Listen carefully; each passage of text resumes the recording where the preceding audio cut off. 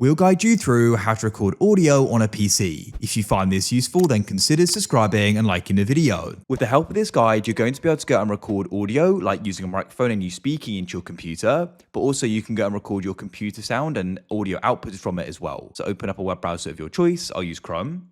The app we're going to use is called Audacity. Come to audacityteam.org and we can go and press download. You can go and find it in your downloads and you want to go and install it. After you've installed it, we want to go and open it up. I already have it, so I can just go and open it up like this. First of all, I'll show you how you can go and record audio with your microphone. So what you want to do is go and find audio setup and you can press audio settings. You have host as MME.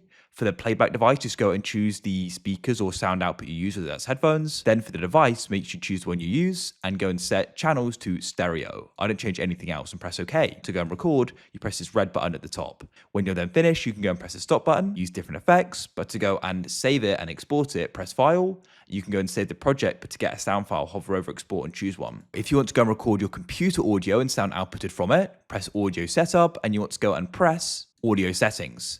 At the top of host, you go and change it to Windows WASAPI. You can choose the playback device again.